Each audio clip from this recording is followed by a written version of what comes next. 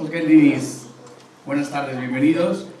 Muchísimas gracias por abarrotar la sala en un día tan especial. Es un día muy especial para el Instituto Cervantes, me contaré por qué. Gracias por seguirnos todo el año, porque la verdad es que todos los días nos encontramos con un público además muy joven, muy interesado, muy respetuoso, y es un lazo maravilloso entre el mundo iberoamericano que nosotros representamos y el público turco. Vamos a pedir otro esfuerzo mañana, que a las 7 tenemos a un periodista magnífico, Rey González, y ojalá podáis estar con nosotros. Pero hoy es un día, ya digo, especial para el Instituto Cervantes porque tenemos la costumbre, en los 80 centros que hay por el mundo, todos tienen un patrón, que es la persona a la que se dedica la biblioteca. Normalmente son escritores, y el nuestro es Álvaro Mutis. Una relación especial con Estambul, de la que luego se hablará. Este año se cumplen 100 años de su nacimiento, 10 de su defunción, y queríamos hacer algo especial. Así que yo recurría a un amigo muy especial, que es el embajador Riaño, embajador de Colombia, un gran amigo y un hombre letraherido, como yo. Así que, bueno, buscamos quién podría ser el invitado para tal ocasión. Y, en fin, dimos algunas vueltas y él me dio el nombre perfecto, que es Laura Restrepo, en la que desde luego es un honor tener con nosotros.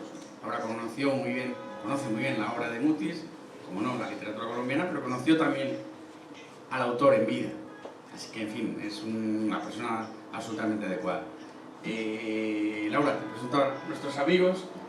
Han venido además el cónsul de Uruguay, la cónsul de Venezuela, ha venido Ana María en representación de la Embajada de España y, en fin, como es una expectación bárbara. Queríamos... ¿Cómo? También. También. En fin. Teníamos que completar el cartel taurinamente, así que recurrimos a un gran amigo y compañero mío que es Diego Valverde. Él es un poeta excelente, ahora afincado en Ávila, pero en otros tiempos fue director del Instituto Cervantes en Frankfurt y en Berlín, hizo una tarea extraordinaria. Él está entre dos mundos, porque es español, pero también es peruano y también es boliviano, un alma errante como la de Laura y como la de Álvaro Mutis, a quien rendimos homenaje. También conociste bien a Álvaro Mutis, así que vamos a tener la suerte de saber más de su obra. Yo quiero invitarte, embajador, me gustaría que dijeras unas palabras, agradecerte públicamente el esfuerzo que has hecho en reunir a estos dos gigantes, en homenaje a un tercer gigante, y me gustaría que por favor dijeras unas palabras a nuestro público, que es el tuyo.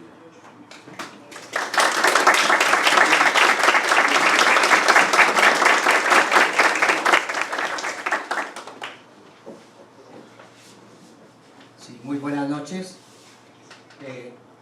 señor director del Instituto Cervantes, Fernando Martínez, querida Laura, escritora, Diego, señores miembros del cuerpo consular, amigos todos. Este evento tiene un carácter especial por el espíritu fraternal que lo alienta, lo que me lleva a expresar al Instituto Cervantes y a su director, Fernando Martínez Vara del Rey, los vivos agradecimientos por acogernos en este recinto en el que se propugna por la promulgación de nuestra lengua española y en donde su biblioteca lleva el nombre del insigne escritor colombiano Álvaro Mutis, a quien hoy merecidamente rendimos homenaje con motivo de los 100 años de su nacimiento, lo que tiene un profundo significado porque se efectúa en el país que ha convertido la hospitalidad en su parábola vital. Y antaño acogió en su momento a nuestro ilustre autor y nos sentimos más honrados aún porque tenemos entre nosotros ni más ni menos que a nuestra laureada escritora Laura Restrepo, a quien agradecemos muy de veras su presencia, así como la de su hijo Pedro, quien también es atildado literato. De ella podemos decir que es una mujer de aguda inteligencia, que irradia no solo fulgor de talento, sino cálida afabilidad, de profesión liberal, filósofa, politóloga, académica, periodista. Y una escritora reconocida por sus innumerables recursos en su narrativa, difícil de atrapar o describir en pocas palabras, y explicar lo que ha sido su prolífica vida en pocos párrafos. Más sin embargo, tendré que dar una pincelada entre otros aspectos porque el tiempo que se nos ha otorgado para dirigir unos breves vocablos y tendré que acudir al poder de síntesis, lo que nos pone en calzas prietas, cuando se trata de hacer una semblanza de un personaje de acentuados perfiles, pero eso no obsta para que alcance a reseñar que nuestra sobresaliente exponente de nuestra literatura contemporánea, cuya regia contribución a las letras la ha llevado al reconocimiento no solo en el ámbito nacional, sino internacional, obteniendo señalados premios, entre otros el Alfaguara, el Rizal Cabur, el Premio Nacional de Literatura, el Sor Juana Inés de la Cruz, y su obra está traducida en varios idiomas, incluido el turco. En su discurrir, también conviene señalar que ha sido militante política, no solo en nuestro país, un trotamundo porque anduvo allende las fronteras, luchadora por los derechos humanos y del empoderamiento de la mujer, una combatiente a ultranza por la paz y la reconciliación en nuestro país, y quien ha coadyuvado con convicción y visión en pos de lo que hemos logrado los colombianos con un proceso de paz y con el anhelo de que éste se consolide y, como ella lo dice, abro comillas, la paz como propósito, pasión y convicción que cada generación de colombianos tendrá que construir y defender. Este es el gran legado, cierro comillas, y es el derrotero de nuestro actual presidente Gustavo Petro. Ha sido una connotada editora y redactora en destacadas revistas y medios de comunicación de orden nacional y del exterior, donde ha residido, y merced a sus calidades de este género, tuvo el encargo de cubrir conflictos en nuestro continente. Nuestra escritora se ha relacionado con los más grandes escritores, literatos con quienes gozó de la estrecha amistad, por ejemplo, con nuestro Nobel García Márquez y por ende con el maestro Álvaro Mutis. Nuestra invitada especial, como es de dominio de los aquí presentes, y su gran intelecto y creatividad narrativa puesta al servicio de la esbelta pluma, la ha llevado a escribir a lo largo de su vida obras entre otras como Delirio, La novia oscura, La isla de la pasión, Dulce compañía, Historia de un entusiasmo, La multitud errante, Las rosas invisibles, Demasiados héroes, Haute Sur, Los divinos. En cuanto a reportajes de historia de una traición, Historia de un entusiasmo.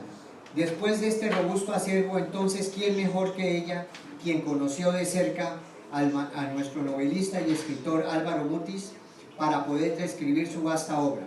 Valga reseñar, según reza la historia, Mutis estuvo de paso por esta ciudad en compañía de nuestro Nobel García Márquez. Es más, escribió un poema intitulado Cita en Estambul. Fue tan estrecha la amistad de Gabo con el maestro Mutis que él fue uno de los invitados a Estocolmo con ocasión del otorgamiento de tan alta distinción. No sobra añadir a esta sinopsis lo que un avesado bardo dijo en recordado escrito para describir a Mutis.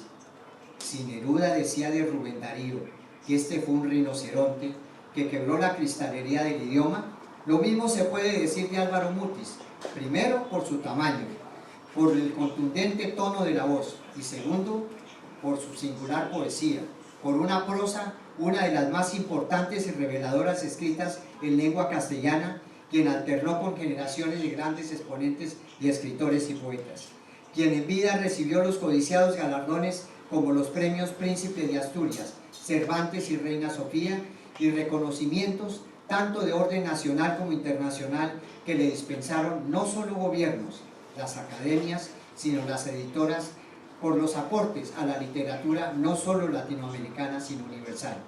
Reitero, es propio que me inhiba de hacer un panegírico del admirado padre del legendario Macrol el Gaviero, sobre el cual van a discernir con solvente propiedad nuestra invitada, y también lo hará el entrevistador Diego Valverde, gran poeta.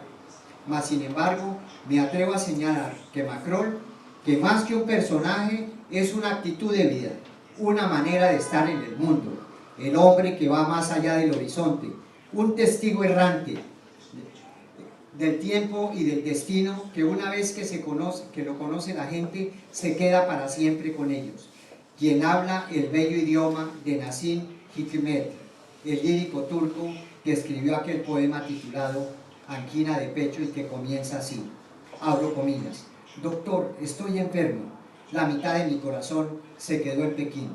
Sí, Macrol habla turco, y varias de las novelas y de su saga fueron traducidas a este idioma, y ayer fue exhibida la película aquí en Estambul y en esta misma sala.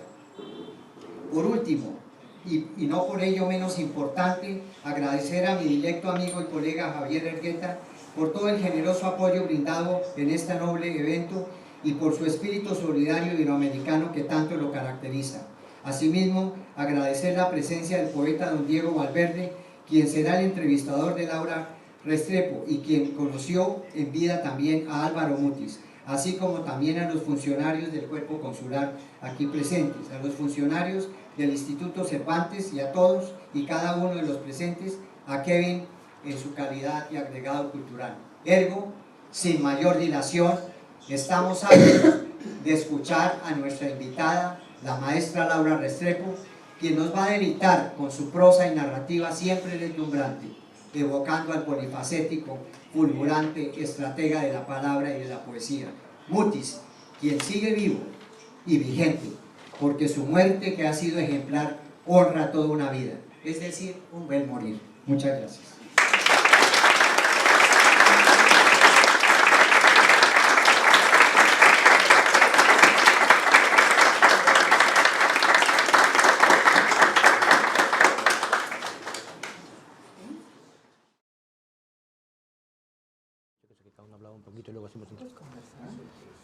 Entonces metemos de una ya. ¿Ya? Bueno. Bueno, buenas tardes. Solo un pequeño comentario al traductor. De entrada, gracias por su labor. Cualquier cosa me dice. No es que, perdón, he sido traductor también, entonces sé que dependemos absolutamente de ese personaje fabuloso al que nadie se acuerda, que es el traductor. Muchos de ustedes quizás sean traductores un día. Yo no los voy a olvidar nunca, espero que nadie los olvide.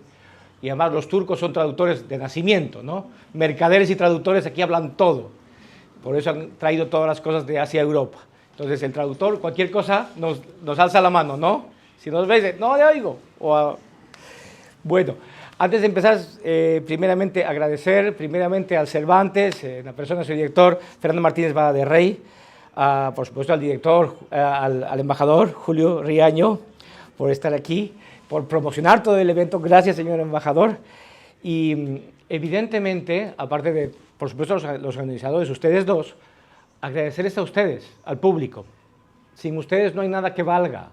Y ustedes son los que hacen que todo esto merezca la pena, este esfuerzo, el tremendo esfuerzo que ha hecho el embajador para traer a Laura, el Cervantes para traerme a mí, y todas las convocatorias, todo lo que se hace, al tenerlos, y bueno, supongo que están sacando fotos, o sea, el ver que está llenísima la sala es la maravilla, es, mira, lo que se está haciendo merece la pena y ustedes están respondiendo maravillosamente, así que muchas gracias a todos ustedes.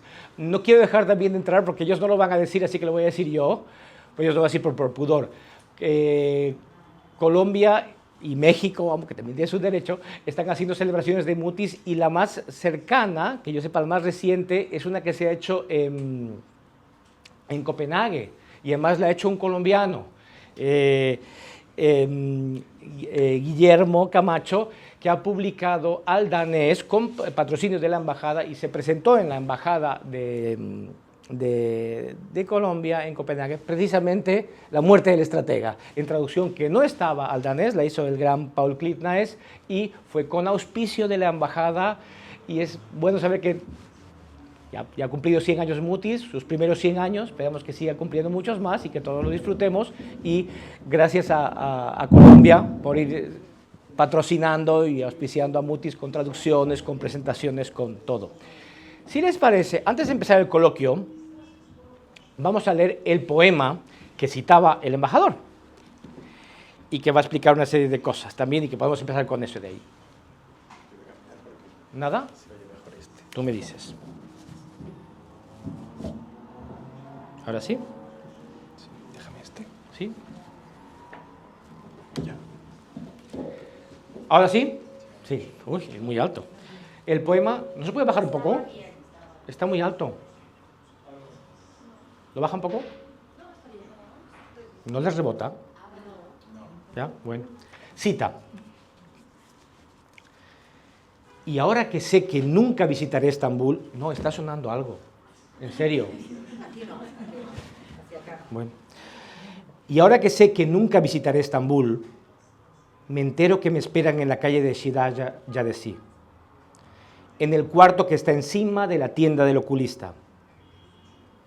Un golpe de aguas contra las piedras de la fortaleza me llamará cada día y cada noche, hasta cuando todo haya terminado. Me llamará sin otra esperanza que la del azar agridulce, que tira de los hilos neciamente, sin atender la música, ni seguir el asunto en el libreto. Entretanto, en la calle de Shidaya Yadesi, tomo posesión de mis asuntos, mientras se extiende el tiempo en ondas crecientes y sin pausa, desde el cuarto que está encima de la tienda del oculista. Mutis, como es típico de muchas veces, vemos en el poema hay un desdoblamiento, ¿no? Él, si se dan cuenta, lo esperan en un sitio, no está, pero a la vez está.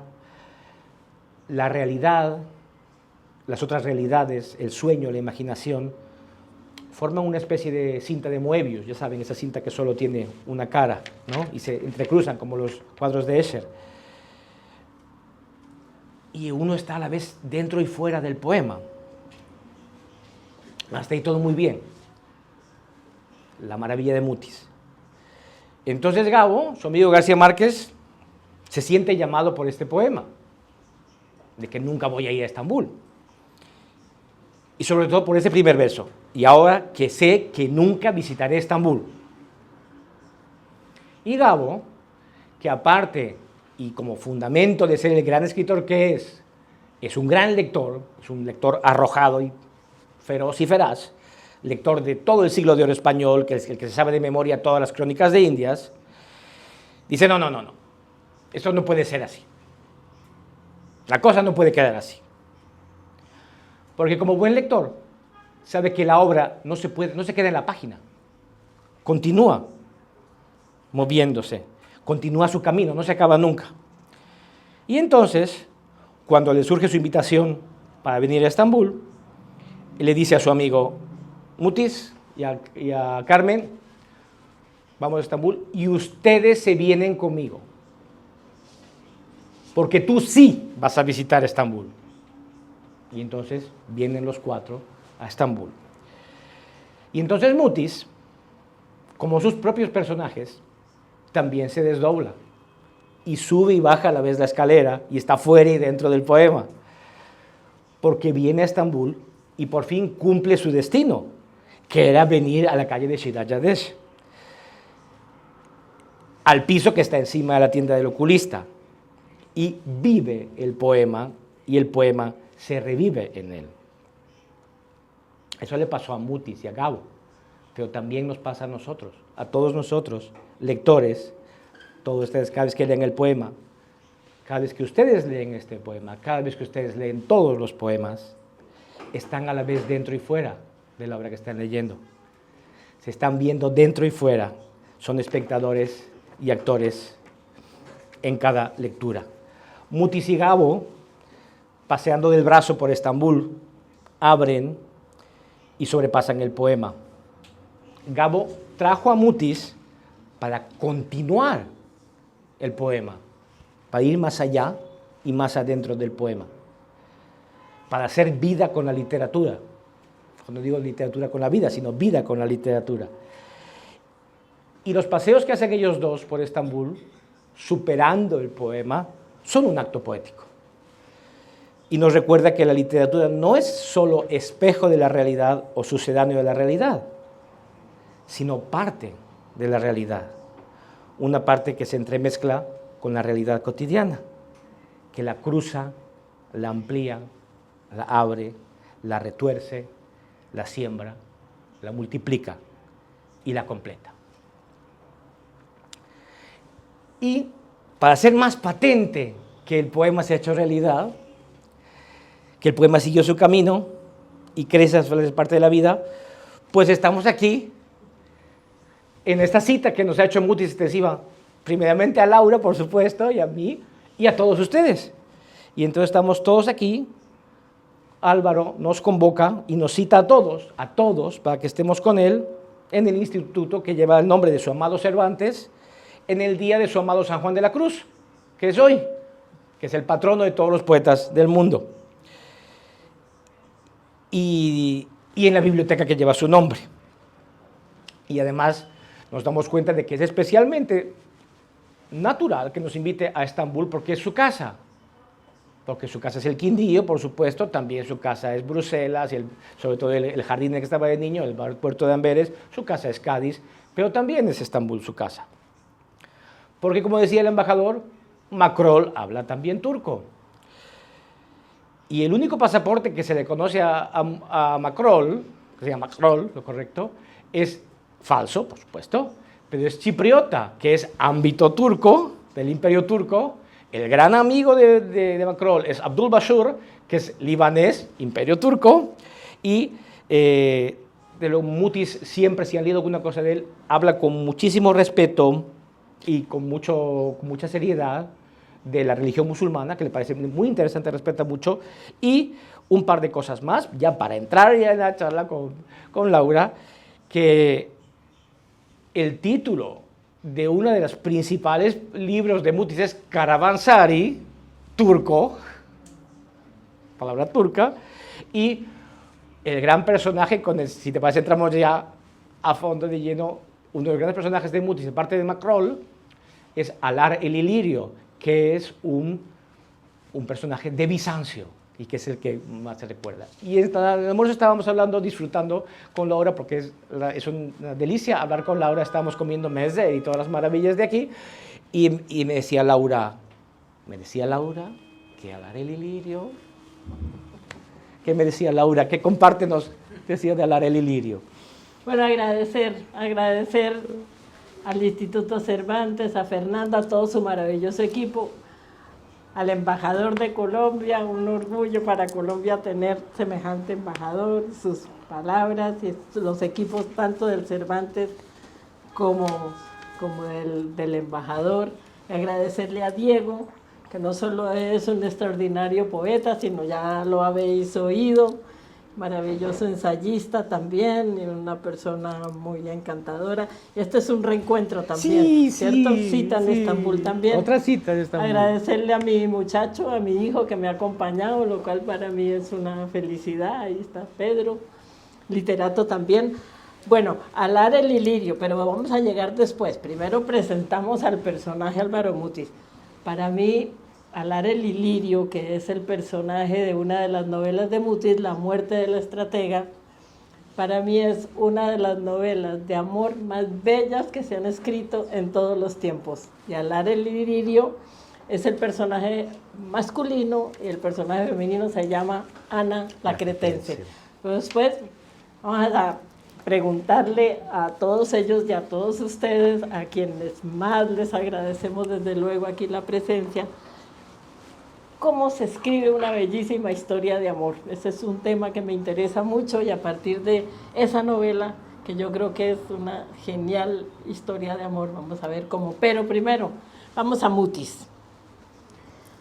Vamos a ese hombronón que era Mutis, además porque no es metáfora, realmente era un tipo gigantesco. Yo no sé cuánto pesaba, pero su presencia invadía los sitios a donde llegaba y él lo sabía. Él lo sabía y era tremendo narciso también, como todo gran escritor. Mutis era avasallador. Nació en 1923 y nació en un, bueno, perdón por el chauvinismo, pero Colombia es un país de una belleza sobrecogedora, una naturaleza maravillosa. Y Mutis nace en un lugar de una región cafetera, cafetales en lo alto de los Andes, entre dos ríos, en un bosque de niebla entre dos ríos, el río Coello y el río Cocora.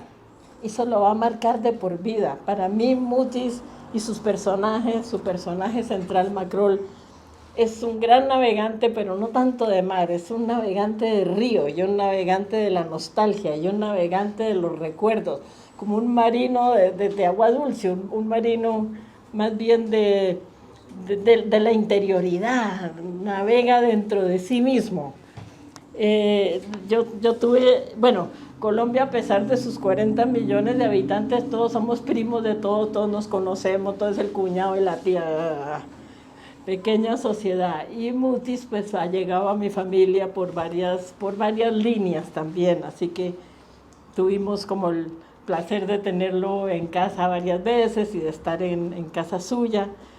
Para describirles a este personaje, después llegaremos a los ríos. Para mí, el gran personaje de sus novelas son los ríos. Pero Mutis, la persona. Mutis contaba, vivió, su infancia la pasó en Bélgica, en Bruselas, muy enamorado de esa ciudad. Entonces, cuentan que en algún momento un amigo suyo que iba para Bruselas le estaba pidiendo recomendaciones, que a dónde ir en Bruselas, qué se hace en esa ciudad. Entonces Muti le dice, mira, hay un bar, no te pierdas de ese barcito, que es una maravilla, se llama, no sé cómo se llamaba, el Linterna Antigua, no te lo pierdas, el bar más acogedor, más cálido, más divertido, todo sonrisa, todo ese encanto, ve a ese bar.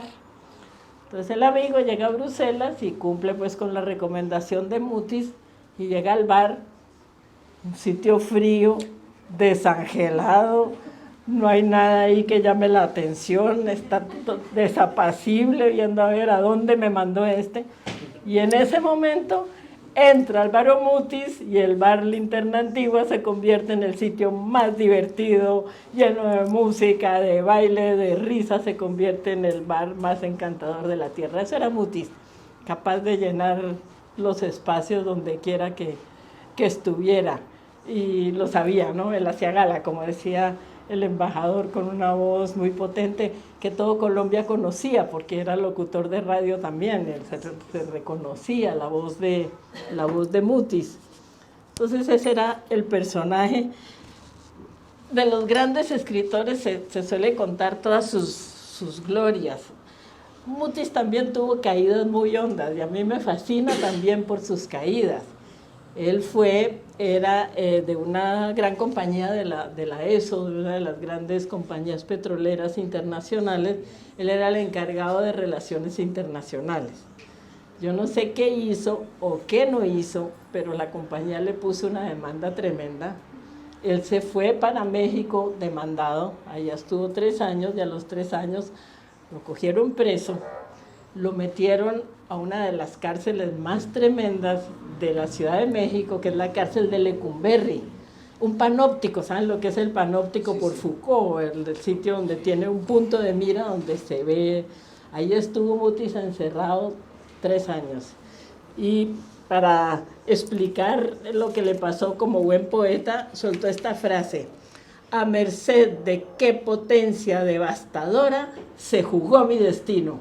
Díganme si no es una manera muy poética de decir que uno fue a parar en Chirona. A mí me encanta el lado oscuro de los grandes personajes, y me parece que a Mutis le da lo que en Argentina llaman calle, esquina y farol, es decir, le da una dimensión terrenal que a mí me fascina. Las fallas de un gran hombre son parte de su grandeza. Y a partir de ahí escribí una novela que es una de mis favoritas, mucho menos poética que las demás, pues una delicia, novela que se llama El diario de Lecumberri, que es justamente los años que pasó ahí en esa cárcel, donde iba a parar el AMPA, pero además los dirigentes de las huelgas petroleras a la salida de la Ciudad de México. Y ahí empieza también un poco a desarrollar su relación, que va a ser hasta su última palabra, con la muerte. La muerte no como algo ajeno, sino la muerte como la camisa que se lleva puesta, y la intensidad que le da a la vida ese conocimiento o esa familiaridad con la muerte, como lo que Rilke llamaba la esquina donde se tocan la vida y la muerte. Rilke la llamaba la sangre del máximo giro. Yo creo que en Mutis hay esa intensidad, ese placer desbordado de vivir, pero siempre con la conciencia de que el destino que está esperando a la vuelta de la esquina es la muerte, la conciencia de la muerte como gran caja de resonancia de lo que es su poesía. En Colombia tienen un dicho que me parece muy divertido, dicen: la vida es un asunto que siempre termina mal. Y Mutis era muy consciente y lo utilizaba como parte de su anhelo de lo que él mismo llamaba el bel morir, que lo toma de Petrarca. Un bel morir, tuta vita honora, le hace honor a toda vida. Morir con dignidad, morir con grandeza. Y en Mutis y en su personaje Macrol el Gaviero, que era un libertario, no en el sentido político norteamericano ahora, que es un horror, pero de un hombre con una vocación enorme de libertad. Para mí el bel morir, ya vamos a preguntarle a Diego también cómo lo interpreta él, pero el bel morir es entender la muerte no como una imposición que te hacen, sino algo que se busca con valor, mirándola a la cara, y de alguna manera fabricar tu propia muerte.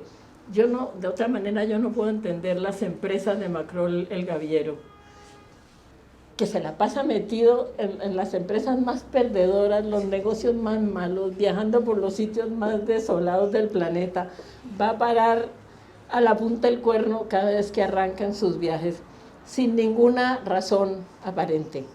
Yo creo que lo que busca Macrol el Gaviero y ese personaje mundano, fantástico, diplomático, narciso a morir, que era Mutis, en el fondo esa profundísima melancolía de quien siempre camina hacia su muerte. Y de ahí la importancia del río para Mutis. Ya sabemos por Jorge Manrique, gran poeta español, que la vida son los ríos, y los ríos para Manrique siempre van a dar a la mar, que es el morir. Los ríos de Mutis son su gran fuente de vida y de inspiración, pero siempre van a dar a la mar, que es el morir. Y aquí quiero contarles un poco de nuestra patria Colombia, que es también la de Mutis. Es que tenemos unos ríos prodigiosos. Mira, a los que no hayan estado en Colombia, yo quiero leerles el nombre de los ríos amazónicos que recorren nuestro territorio. Ustedes tienen que saber que el 40% del territorio colombiano es Amazonía, o sea, es futuro. Un gran poeta colombiano, Aurelio Arturo, decía que Colombia era la tierra donde el verde es de todos los colores, porque toda la gama de los verdes. Y grandes ríos que lo recorren, entre otras, el propio río Amazonas, que es el más largo y el más grande del mundo, y dicen que contiene 1/5 de todo el agua dulce que hay en el mundo. Pero oigan los nombres de los ríos. El Amazonas atraviesa además 3 países, Colombia, Brasil y Perú. El río Amazonas, el Magdalena, el Putumayo, el Apaporis, el Baupés, el Yararí, el Orteguaza, el Taraira, el Caucayá, el Araraquara, y uno ficticio que se inventa Mutis, que es el Surandó. Díganme si uno no quiere ir a visitar un país que tiene unos ríos que se llaman así. Bueno, entonces, yo creo que podemos empezar ahí nuestra conversación, si te parece. Y tomando el hilo un par de cosas tuyas, por favor, no dejen de buscar a Aurelio Arturo. Acaba de citar ahora al gran Aurelio Arturo. Es un autor que con un solo libro, Morada al Sur, un libro así chiquito, es absolutamente autor del Olimpo, desde luego del mundo hispánico y universal. No sé si está muy traducido o no. Ese librito así chiquito, Morada al Sur, es un libro espectacular. Búsquenlo, seguro que está ahí, si no, el director piden que traigan Morada al Sur para que lo tenga en la biblioteca. Es un libro fabuloso, Morada al Sur. ¿Cómo se puede ser poeta con un solo libro? Hoy en día hay muchos que ha escrito 25 libros, 30 libros. Eso no tiene ninguna importancia. Aurelio Arturo casi le obligaron a uno a hacer. increíble, así que también quédense con, y a Mutis le encantaría que la gente se quedase con el nombre de Aurelio Arturo, dice, aunque solo les haya valido esto para que sepan que Aurelio Arturo existe, Sí, Mutis estaría, porque a Mutis le encantaba Aurelio Arturo, ¿no? Léanlo, porque de verdad es un poeta. Se dice que Mutis es el más grande poeta colombiano. Bueno, yo creo que Aurelio Arturo se lo compite. Es que Aurelio Arturo es impresionante, por Dios, qué maravilla. Cosa tan preciosa. Tan fabuloso, qué voz tan absolutamente desbordante y tan Tan auténtica, tan pura, es de una potencia propia, pero además que todos luego extraordinaria. sienten como, te hace sentir como de paisano total de él, siendo que algo tan Además es suyo. un canto al trabajo, que es raro, ¿no? Trabajar era bueno en el sur, dice él, y cuenta lo que era el trabajo con los peones de la tierra de su padre, de los caballos, tiene como la alegría, la energía que yo creo que hemos perdido ante tanto desastre que pasa en el mundo, que puedes construir, reconstruir el mundo a través del trabajo. Eso es, no el progreso. No, es el otra cosa, es distinto, progreso. es distinto. El trabajo de los leñadores, el trabajo de los pescadores, el trabajo de la gente que se enfrenta, que vive su vida volcado a la naturaleza. Bueno, pero yo te propongo que empecemos Sí, con estaba ese- hablando, Laura, eso ese comentario tuyo es muy interesante. Tenemos la idea de Mutis siempre en Macrol, el marino, y claro, marino, inmediatamente empezamos en Conrad, en Melville, y quizás Melville sea más de Mutis, pero hay algo que has dicho muy interesante, y es la idea de esos ríos, claro, tremendos ríos, no son cualquier río, y también de Macrol como marino costeño, ¿no? Porque también hace muchos, no solo es el Xurandó, que digamos sería el Magdalena, sino toda la costa caribe, de forma que, para ponernos en ambiente acá, Macrol, y ya lo han comparado así, sería una especie de Ulises del Caribe.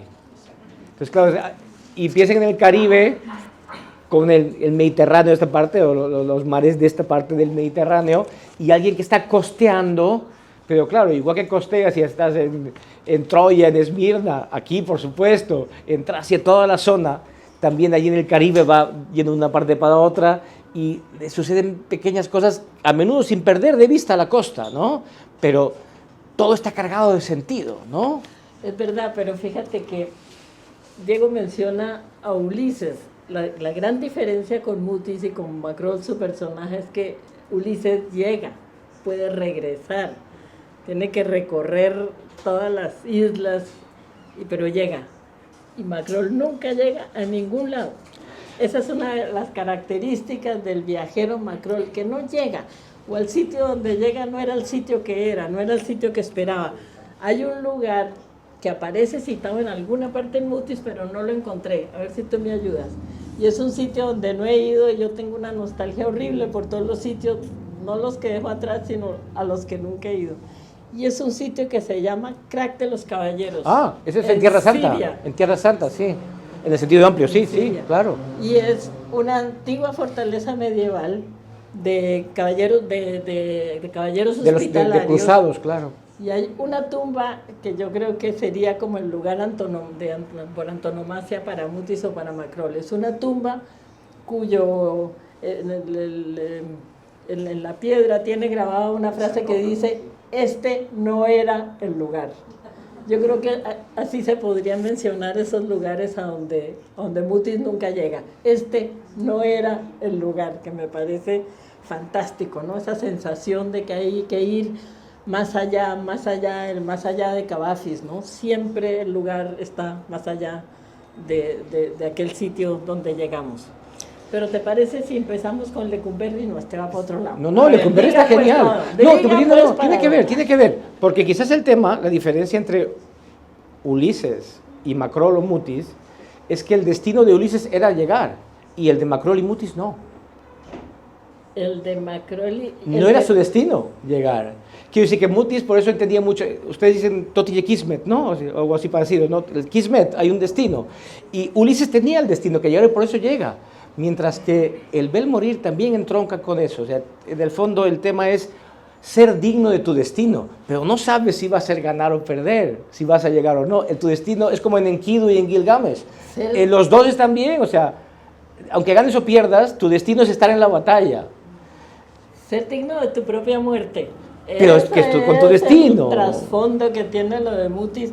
Es un poeta enormemente florido, de una capacidad verbal exuberante, como era él mismo como persona, pero tiene ese trasfondo negro que a mí me fascina, que es esa presencia de la muerte, ser digno de la propia muerte. Eso es el bel morir, ¿no? Encontrar una muerte que justifique tu existencia. Ahora, voy a empezar a pelear con él. Voy a empezar a pelear. No, Lecumberri, hablamos, Lecumberri todo bien. Vamos a pelear. Dice Diego, Mutis y Macrol, porque Mutis y Macrol, ¿hasta qué punto el autor es su personaje? Yo lo dudo. Yo dudo que Mutis se parezca a Macrol. A veces siento que Macrol es todo lo que Mutis quería ser, soñaba ser y no podía, como normalmente nos pasa a los autores con nuestros personajes. Es posible. Yo me acuerdo alguna vez visitando la cuna de César Vallejo, el gran poeta peruano, que hice yo la peregrinación a su lugar, y tuve la fortuna de estar acompañada por José Watanabe, otro grandísimo poeta. Espectacular poeta peruano, José Watanabe, murió hace poco. También búsquenlo, Watanabe, obviamente familia japonesa, impresionante. Maravilloso. Maravilloso. Y entonces la poesía de Vallejo es una poesía cargada de ese sentimiento de tremenda angustia y tremenda añoranza que suelen tener los grandes poetas latinoamericanos. Y le digo yo a Watanabe, la tristeza de Vallejo, y me dijo, la tristeza de su poesía, no confundas al autor con su obra. Muy bien dicho, tienes toda la razón. Creo que te gané. No, porque yo no he dicho, yo he dicho que los dos, no que sean el mismo, precisamente diferenciado, tanto Mutis como Macrol tienen otro destino. Yo hablaba del destino, no de que fueran iguales. Ahora, no es igual. Mutis era un bon vivant, le encantaba la buena comida, y le encantaban los buenos vinos, y le encantaban los hoteles 5 estrellas, como en el que me llevó el embajador, que es el Barceló, que tiene un baño de este tamaño todo de mármol. A Mutis eso le fascinaba. Macrol es más bien lo despojado, lo rayano en la inopia. Claro, bueno, es que también Mutis es un jaramillo también, es nieto de cafetaleros. Es que no tiene nada que ver con Macrol. El abuelo de Mutis, que era creo que era, no me acuerdo el nombre, Jaramillo, tenía oficina propia en Hamburgo, no con todo el gremio de cafetaleros. Pues pero luego perdieron todo. Pero eso es un recuerdo de infancia, de unos tíos. Luego ya no nos quedó nada. Y ahora mismo luego la guerrilla también se comió, ya no queda Quindío, no queda nada, no queda Finca Coello. Pero él sí vivió de muy niño esa época. El padre de Mutis era diplomático, entonces vivieron esas cosas, y a la muerte del padre eso se acaba, y luego poco después también muere el abuelo y todas esas cosas. Entonces, evidentemente, son muy distintos.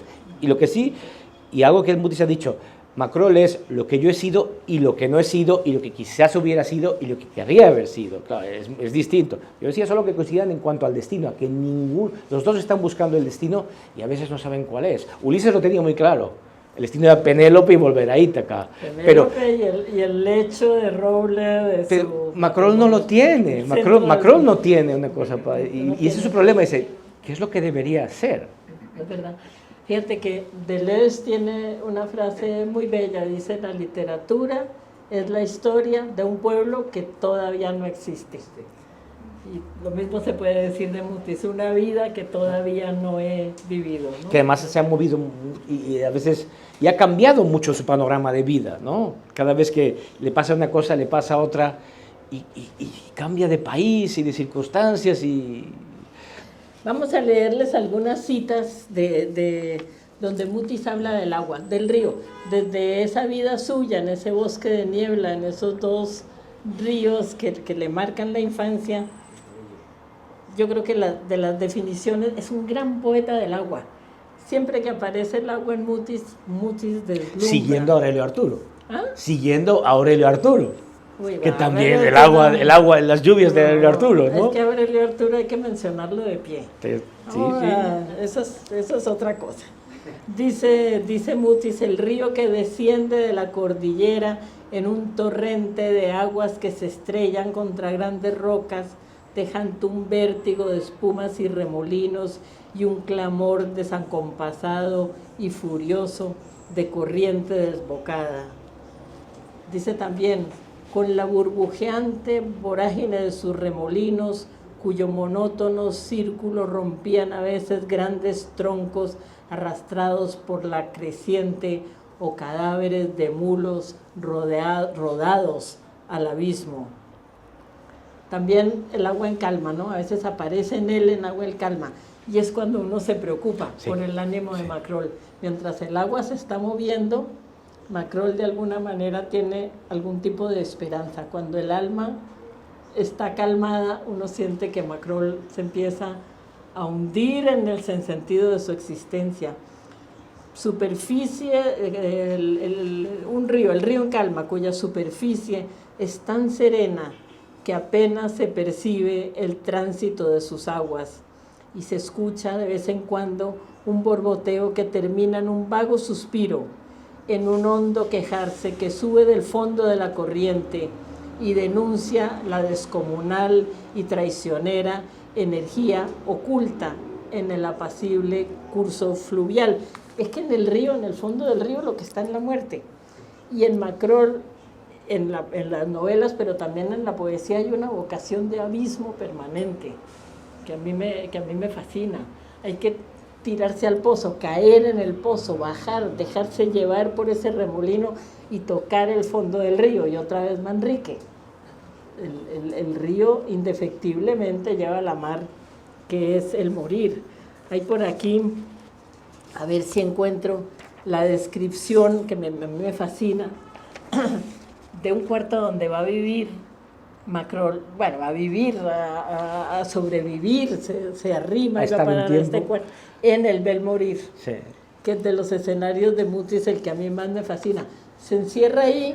¿Tú te acuerdas con qué lecturas? No me acuerdo, que tiene una historia de algún rey francés o... Él habla mucho de San Luis, rey de Francia, que era el patrono de él, porque Mutis nace el día de San Luis, es Álvaro Luis se llamaba. Es Álvaro Luis, y es muy devoto de su santo patrón, San Luis, rey de Francia, que también estuvo aquí en Terra Santa y de un hombre muy peculiar. Pero también suele ir Macrol siempre con las memorias del cardenal de Retz y todas las memorias de las cosas pasadas. Esto me ha recordado, estaba leyendo, tiene mucho que ver, y le gustaría mucho a Mutis, con Mehmet el Conquistador, ¿no? Según la tradición, que llega Mehmet y entra en Santa Sofía y entra encima de todas las cabezas de los cristianos, entre que estaba un español, que es el que defendió el último, Constantinopla, y llega Mehmet y toca ahí y se pone a recitar un poema persa sobre la vanidad de las glorias de la vida, conquistando la capital del mundo, y llega y dice, bueno, ya he llegado, pero nada de esto importa. O sea, la grandeza de Mehmet haciendo eso es esa cuestión también que está en el cardenal de Retz y en Chateaubriand, que siempre leía Mutis, que es, he visto todo, he pasado todo, he visto subir gente que no esperábamos, como Constantino el Grande, que no iba a ser el César, y aparece como César, y otros que luego van a caer. Entonces, todas esas cosas que le fascinan a Mutis, ¿no?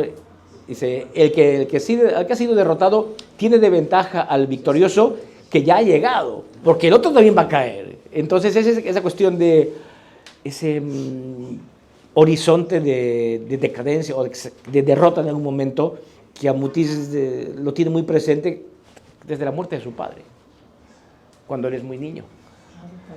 Es la posibilidad de que la felicidad es algo que puede cambiar mañana. Y ¿verdad? Está en él siempre. Macrol siempre anda con libros, unos libros... Y siempre los mismos, 3 o 4, no 20, 4 libros. Siempre está leyendo, es genial, porque de novela en novela los está leyendo y nunca termina de leerlos. Como si el libro no tuviera fin, o si el fin del libro implicara necesariamente el fin del propio personaje, la muerte del personaje. Pero les leo este lugar donde se encierra. Va a parar allá un puerto de río muerto, donde ya no pasa nada, porque hay un viejo aserradero que ya está acabado, entonces no siguen bajando los troncos, no pasa nada en el aserradero.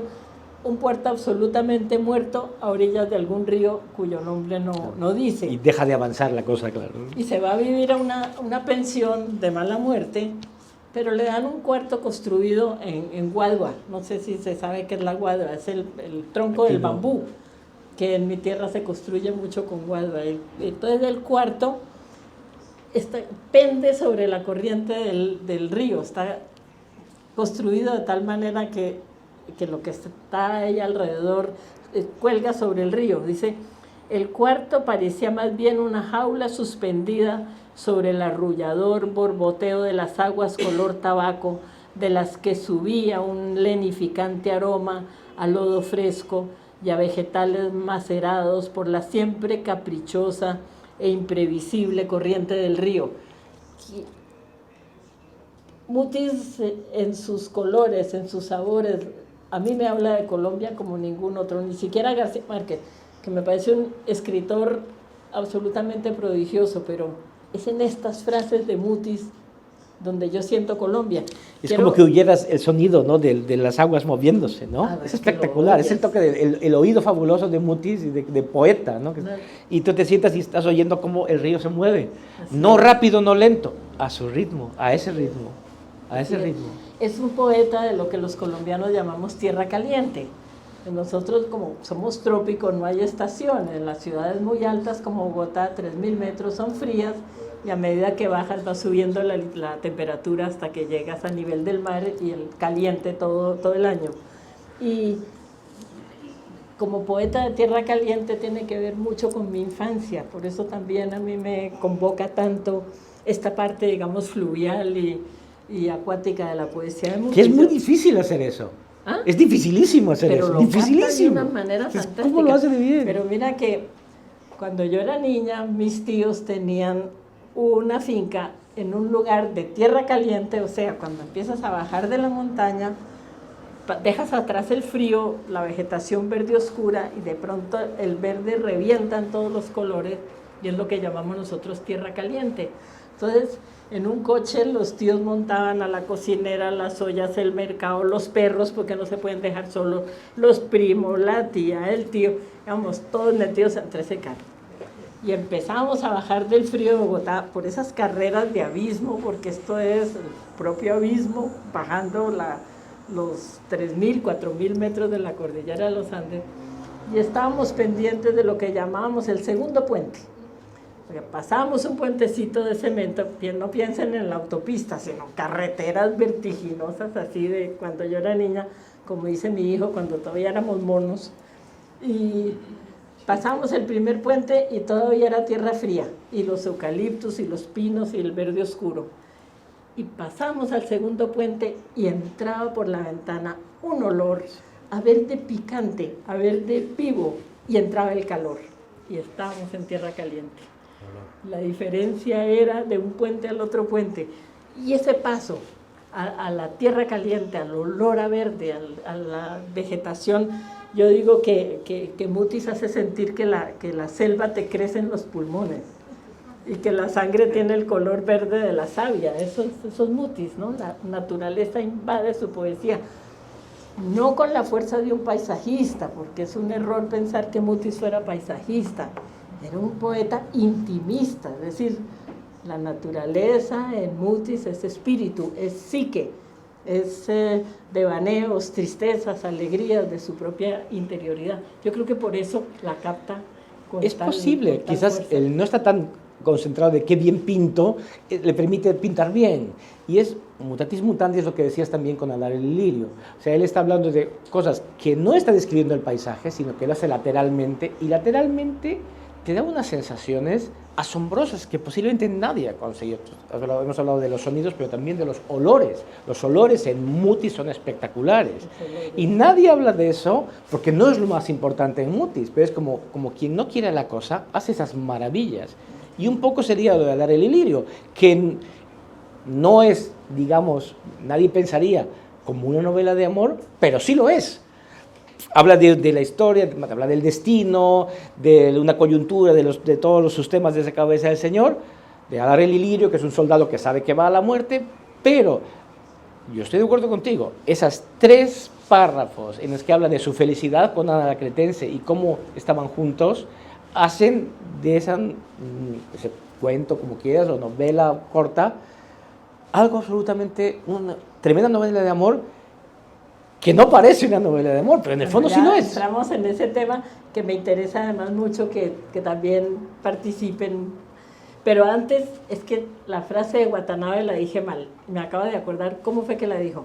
Cuando decía no confundir al autor con el personaje. Lo que me dijo fue, cuando le dije, ay, la tristeza de Vallejo, no estás desolación. Me dijo, no confundas a Vallejo con su tristeza. Está correcto. Una frase magistral, es decir, la tristeza es la parte literaria de Vallejo, no lo confundas con Vallejo, no hagas el truco fácil de... Bueno, pero entonces vamos a la historia de amor. Vamos a los que no la han leído, primero léanla. Vayan ahora, ya, corta, salgan, pidan el libro, ahorita. Es muy corta, se llama La muerte del estratega, y a mí me dan mucha lata las películas y las historias de amor y los libros de amor porque no les creo. Y cuanto más dicen lo mucho que se adoran y cómo se quieren, y la mujer, como decías tú, la mujer es prodigiosa, ella es la cuna de la vida, más inteligente, no creo. Cuanto más adjetivos le ponen, menos le creo. Inclusive al gran García Márquez, que tiene los libros más deslumbrantes que me fascinan, a veces cuando habla de amor le pone tal énfasis al amor que se tienen que yo no creo, como por el amor en los tiempos del cólera, la adoraba, la quería muchísimo, era inverosímil cómo la quería, y cuanto más te lo dicen, menos te lo crees. Menos te lo crees.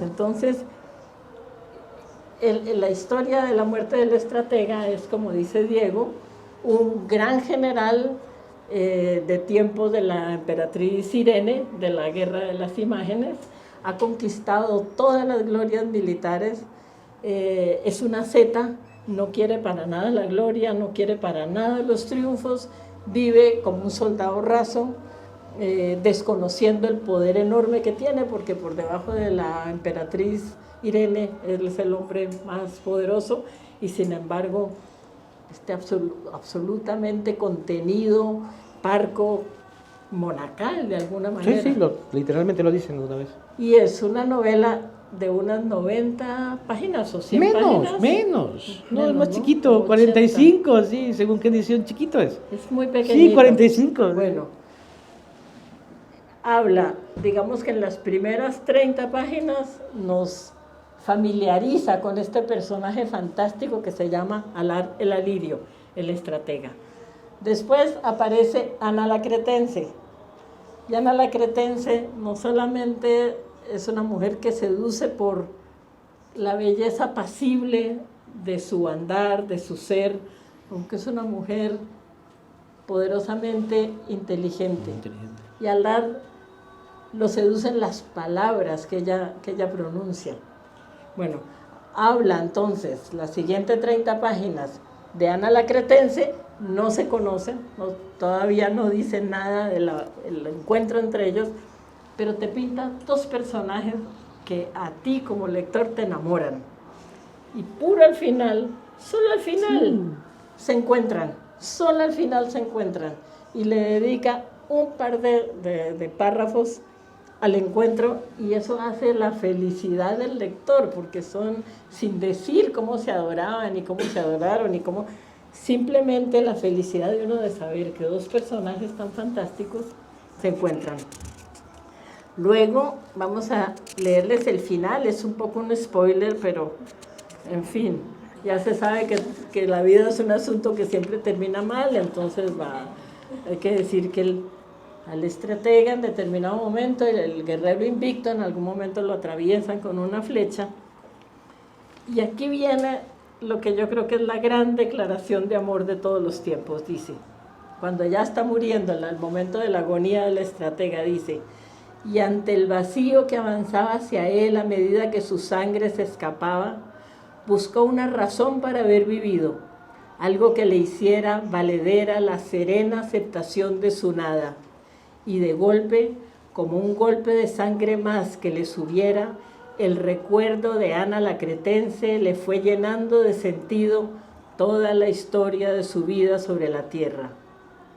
Y el recuerdo de Ana se alzó para decirle al estratega que su vida no había sido en vano y que nada podemos pedir a no ser la secreta armonía que nos une pasajeramente con ese gran misterio de los otros seres y que nos permite andar acompañados una parte del camino, la armonía perdurable de un cuerpo y a través de ella el solitario grito de otro ser que ha buscado comunicarse con quien ama y lo ha logrado, así sea imperfecta y vagamente.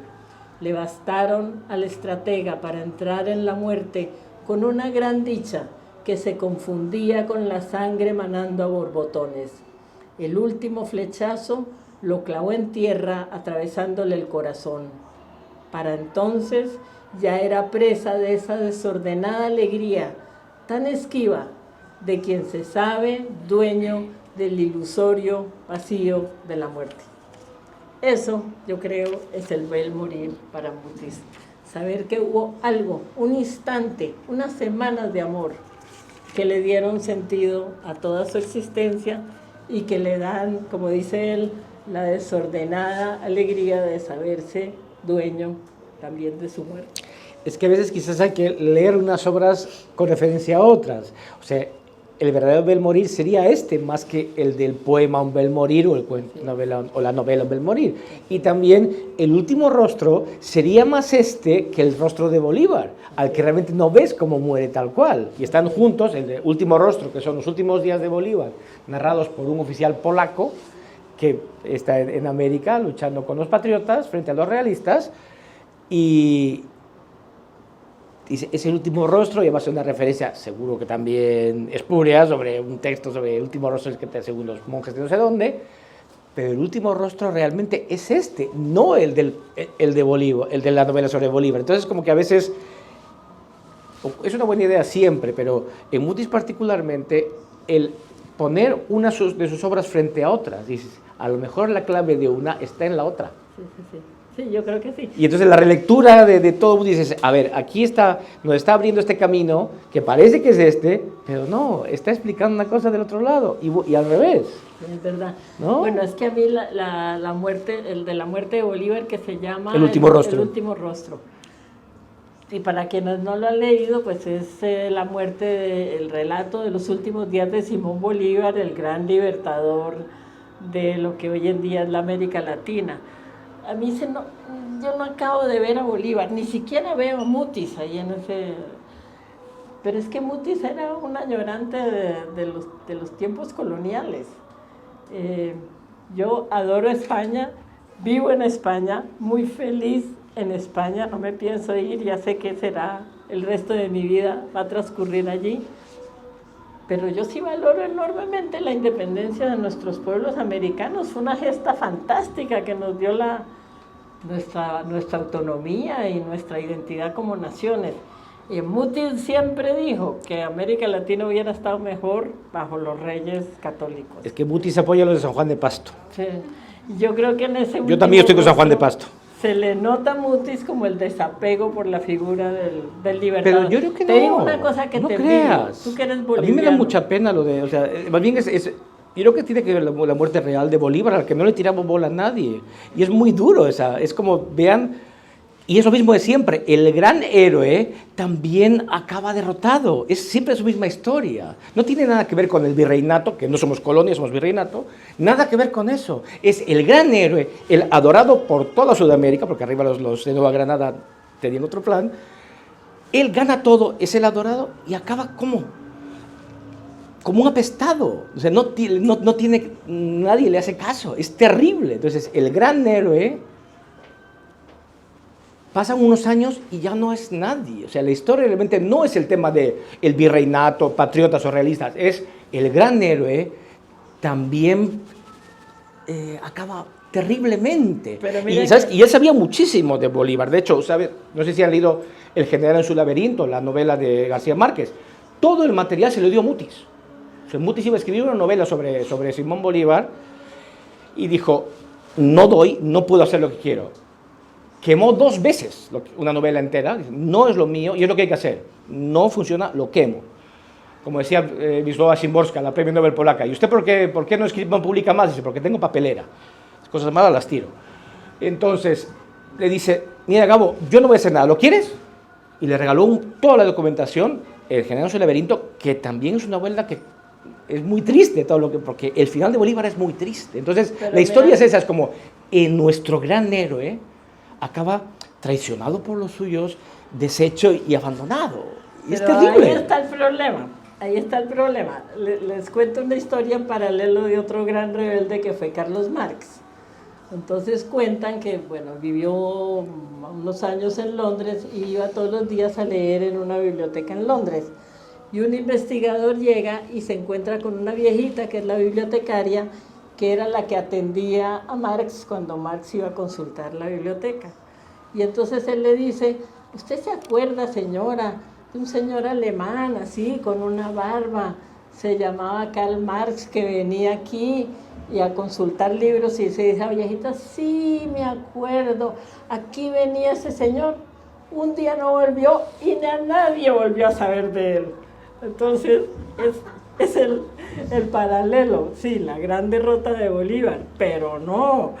Por eso yo siento que Mutis... Pero es un gran tema, se pasa con Constantino, con Napoleón, con todos los grandes. Entiendo el tópico. O sea, el tema que le importa a él es ese. Pero no el contenido político, no el contenido político. Ese Bolívar abandonado, traicionado, destruido. Sí, es una visión humana bonita, pero en el fondo... Pero no está destruido. No, le faltaba a Mutis ganas de ver a ese héroe. No creo, pero no está destruido. Él está enojado con Santander, con Flores, que todos lo han traicionado.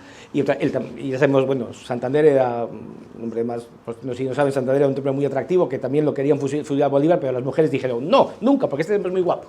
Entonces, que está muy bien eso. Pero son temas generales, o sea, todos los grandes, no hay ninguno que acabe bien en Mutis, Bolívar tampoco, porque Bolívar acabó mal, terriblemente, y San Martín acabó en Boulogne, desterrado. Todos los patriotas acabaron desterrados, todos. La vida es un asunto que siempre termina mal. Pero aunque seas el estamos hablando del mayor héroe, o sea, en Bolivia, decíamos que nos llamamos así por Bolívar. Bueno, bien, empate. Y a Sucre nos lo matan, ¿quién? Los realistas no, los patriotas lo matan a Sucre en el camino. Pues de que no creemos en la resurrección, la cosa es dura. El gran Sucre, también es muy guapo y muy conquistador. ¿Por qué no pasamos a lo del diario de Lecumberri, que a mí me encanta? Fascinante libro. Fascinante libro. ¿Es el primero? Es el primero, ¿cierto? Yo lo publiqué en Jalapa, en la Universidad de Jalapa, y que bueno, entonces, yo creo que sale a la vez que puede ser el primero. No, el primero no. El primero es el que publica La Balanza, que publica con Patiño en Bogotá en el 48. Y eso, le decía Mutis, es el libro de mayor ventas en la historia de la humanidad. Porque, de hecho, creo que 3, porque lo imprimen y cuando ya lo van a sacar, chao, porque ocurre, lo sacan de la imprenta, lo tenían listo, digamos, en enero, pero recién lo sacan en abril, porque no tenían plata para pagar al impresor, y es el día del Bogotazo.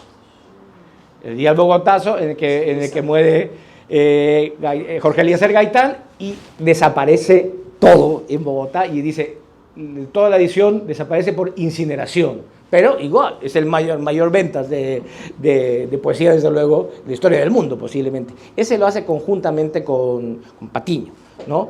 Y luego saca también, de hecho, de poesía publica alguno más también. Publica también el de Los Trabajos Perdidos, que tiene una reseña de Octavio Paz.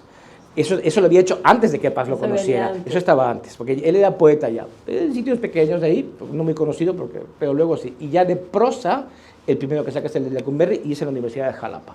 Junto con Araucaima lo saca primera vez en la revista peruana, en Amaru, porque se la saca Eyelson, que era amigo suyo.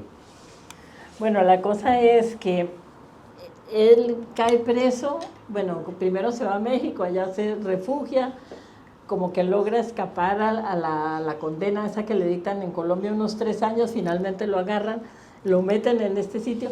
¿Cómo será la prisión esa de Lecumberri donde encierran a Mutis, que en México le dicen el Palacio Negro? Y tenía ya tradición literaria. Lo han cerrado hace poco, ¿no? Creo que ya no está en activo. Creo que como sí, ya no es prisión. Lo han cerrado hace poco, no, pero hace poco, no hace mucho. Sí, duró mucho tiempo Muchísimo siendo prisión. tiempo, muchísimo Un sitio, además como una ciudadela, porque esas cárceles que tenían panaderías, tablos, es decir, la gente que encerraban ahí se iban a morir ahí, a vivir y a morir ahí en ese lugar.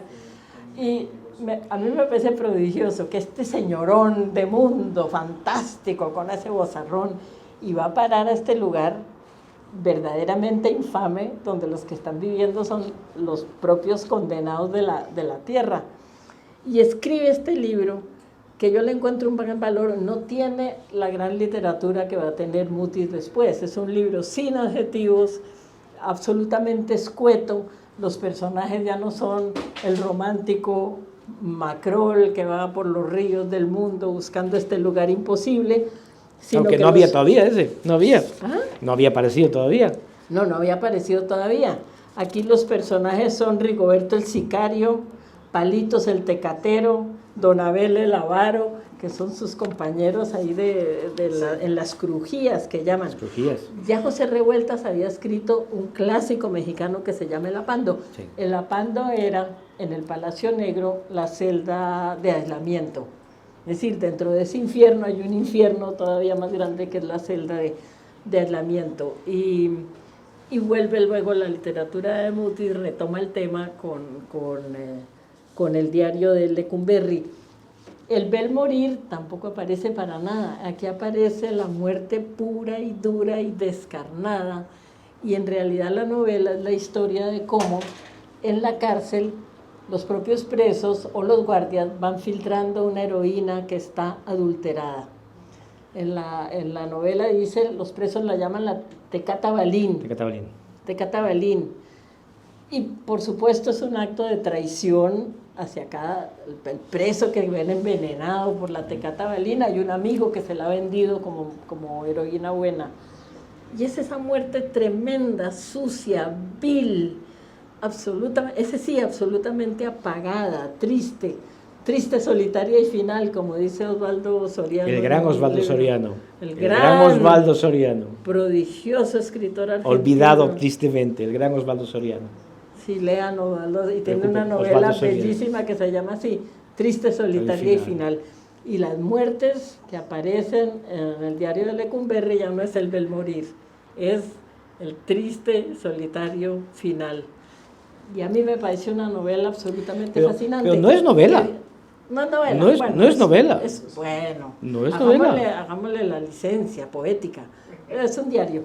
Pero da lugar a otro libro maravilloso de una gran maestra mexicana que es Elenita Poniatowska, la Poni, maravillosa escritora a quien le dieron hace pocos años el premio Cervantes. Yo creo que Elenita Poniatowska es una de las grandes olvidadas del boom, porque con todo el brillo y la maravilla del boom, hay que decir que dejó por fuera a las mujeres. Elena Poniatowska ya había producido novelas fantásticas, como una que se llama Hasta no verte, Jesús mío.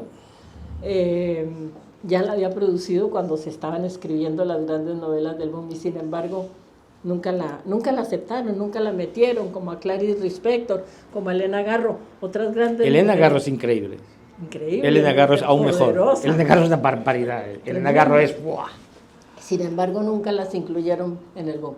En todo caso, Elenita Poniatowska, muy jovencita, va todos los meses a visitar a Mutis y a llevarle libros a la prisión de Lecumberri. Y después escribe el libro que se llama, se me olvida... Cartas de Mutis a Poniatowska. Pero eso, el director, búsquelo, porque ese libro no se encuentra tan fácilmente y tienen que tenerlo. Son las cartas de Elena, no se encuentra fácilmente. Yo lo compré en América, en español no lo encontré. pero una cosa son las cartas... Pero está ahí, ella va comentando las cartas. ¿Cómo se llama el libro? La prisión, alguna cosa. Algo de cartas de correspondencia con él, pero ella anota todo. O sea, no son las cartas, sino que ella comenta todo. Es un libro precioso y no es fácil de encontrar, y aquí tiene que estar en esta biblioteca. Tiene que estar aquí. Es buenísimo ese libro. Es maravilloso porque es la correspondencia entre dos grandes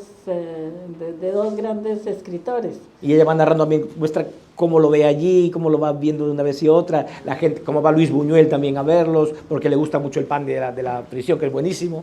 Luis Buñuel también lo visita en la... Por el pan. Sí, en Turquía que comen pan también, pues mucho pan, pues lo van a entender, es un pan excelente que hacían en la...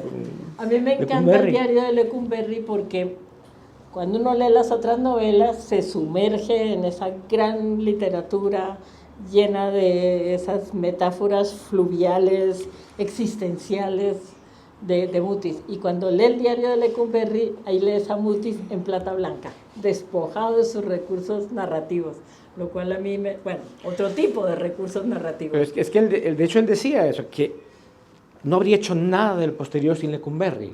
O sea, esa experiencia vital que él cuenta, lo que le pasó, porque eso es tan sobrio y es muy reticente también, porque es duro lo que está recordando, que no quiere recordar a veces. Pero ese es un cambio en su vida completamente, y por eso vendrá todo lo de después, si no quizás no habría hecho nada de eso, habría seguido otra vida. Así pero esos 18 meses que pasan ahí le cambian completamente la manera de ver el mundo, y está mucho en los personajes también de la saga, del ciclo de Macrol, porque siempre hizo también eso, que si Macrol se lo copia a Mutis, lo de no juzguemos a nadie, porque hay mucha gente en ese diario, porque digo que no es novela, es que es real, y hay uno tremendo, hay un personaje que está no sé cuántos años en la cárcel por destrucción de patrimonio de la ciudad. Es que se había emborrachado, se había caído en un jardín y había roto unas flores, pero el juez dijo, ya, eso, por dormirse en un jardín, del jardín de la ciudad, y le caen no sé cuántos años porque nadie coteja que solo había hecho eso. Y el tipo está en la cárcel. Entonces, todas esas cosas del destino, dice, ¿por qué estoy aquí? ¿Qué es lo que dice? Por lo que tú le leías antes. ¿Y por qué confluencia de astros me ha traído acá? ¿Por qué tengo que estar acá? O sea, igual había asesinos tremendos de verdad, pero el señor no.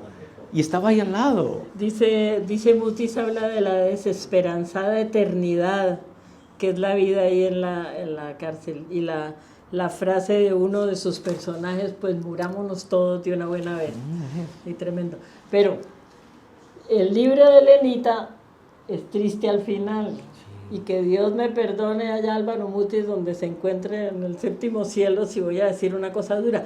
El libro de Elena es duro por un rasgo también de Mutis, porque Elena lo visita cada mes, cada 2 meses, cada 3 meses a lo largo de toda la prisión.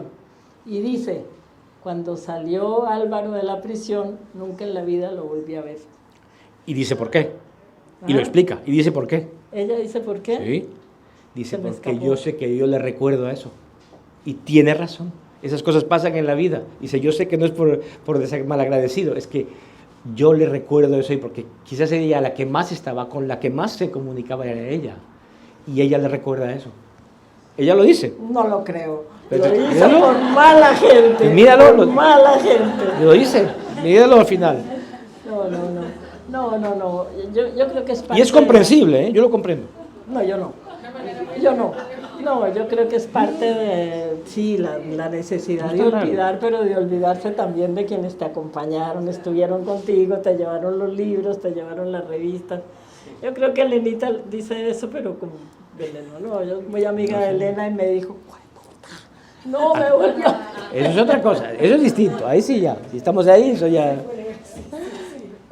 Bueno, yo veo que Fernando mira el reloj. Para que dure más. Yo no sé, como quieran, pero vamos a darles la palabra. No, pues claro, pero sí.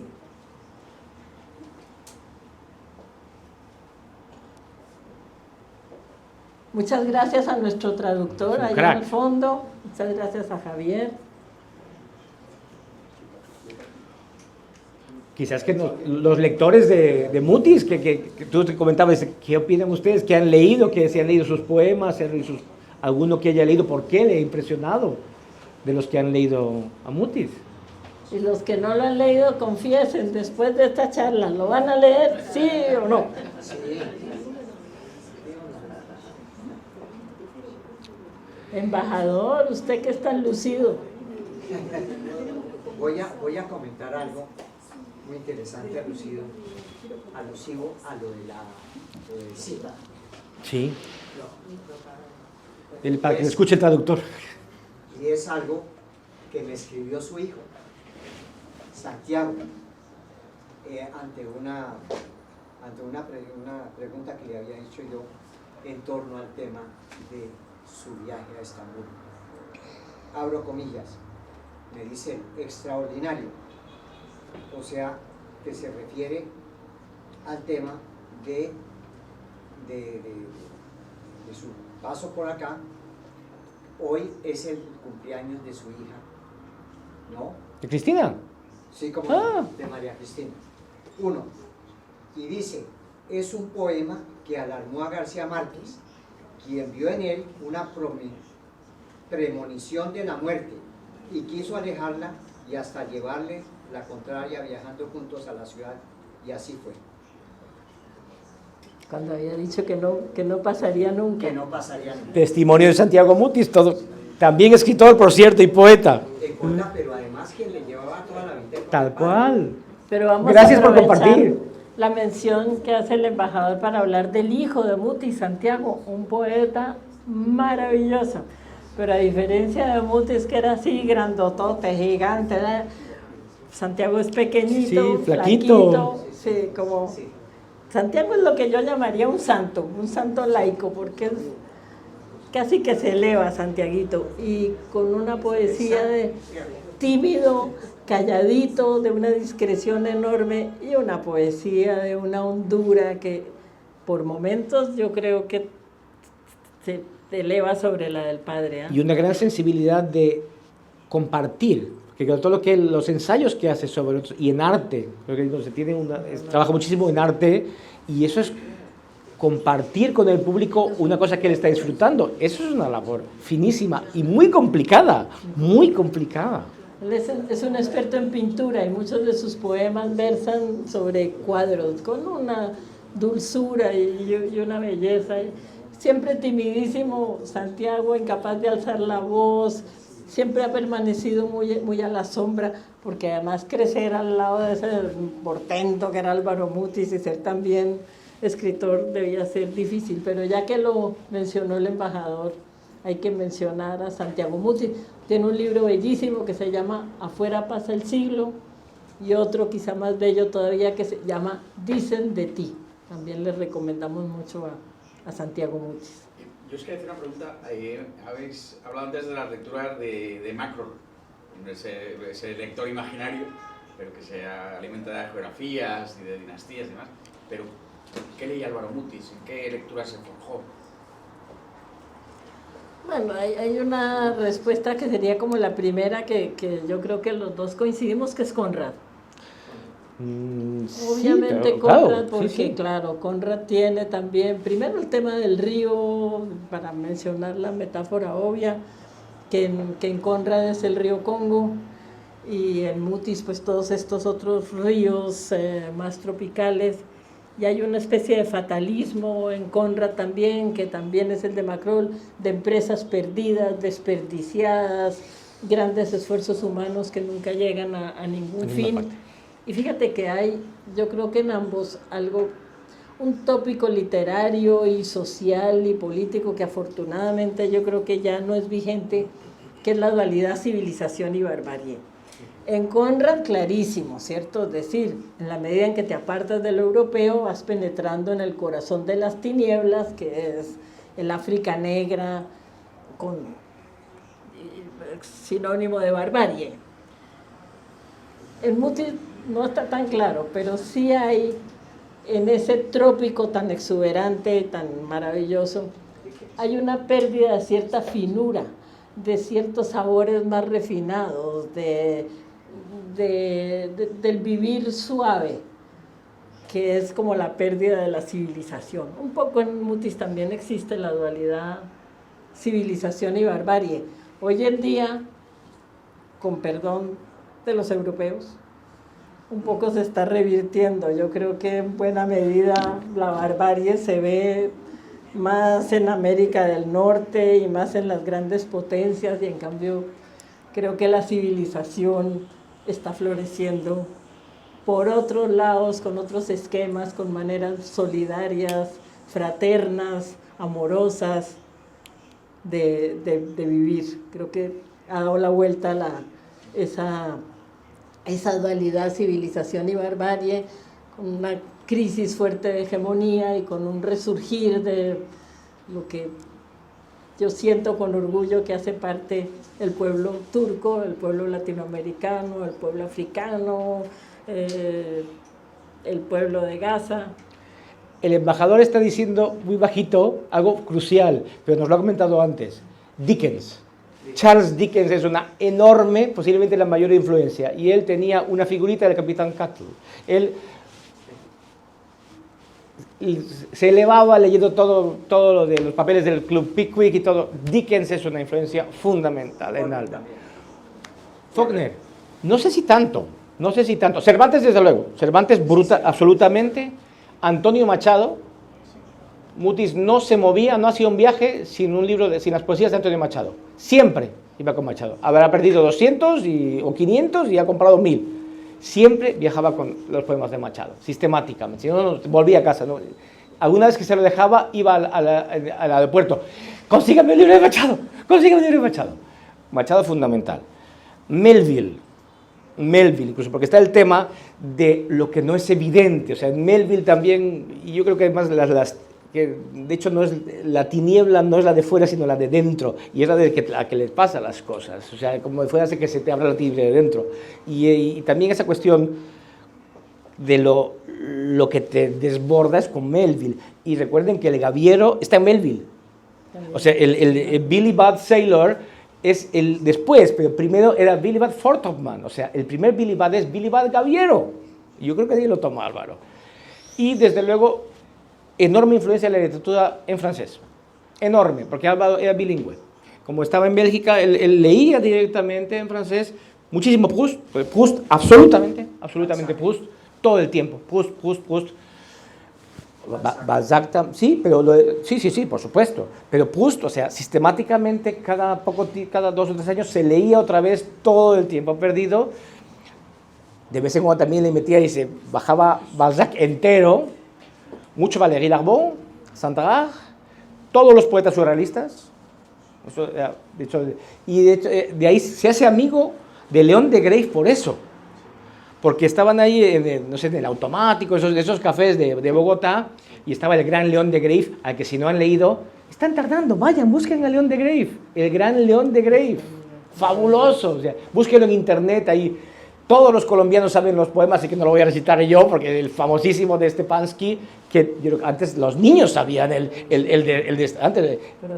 de Stepansky, que delante de colombianos no lo voy a leer. Fíjate yo. Pero eso es una maravilla lo de Sergio Stepansky. Ahora que menciona esa frase que leí por aquí de Mutis, de la que la vida que lo lleva de cabeza, que no sé qué destino extraño me llevó de cabeza la desgracia. Hay una frase de León de Greiff que es muy así, que dice: juego mi vida, cambio mi vida, de todos modos la llevo perdida sin remedio. Entonces lo saben, es maravilloso, es como un himno. Pero ¿no? mira, yo no tengo ningún dato de y ellos se conocieron, estaba ahí, y claro, León de Greiff era grande y Mutis era jovencito. Y están ahí, y decía que poco a poco, eso lo contaba Cobo Borda, como el tema de los cafés era como te ibas acercando poco a poco a donde estaban los que mandaban. Y estaba este jovencito Mutis, y dice, hola, ¿qué tal? ¿Cómo es? Y se pueden hablar con León de Greiff.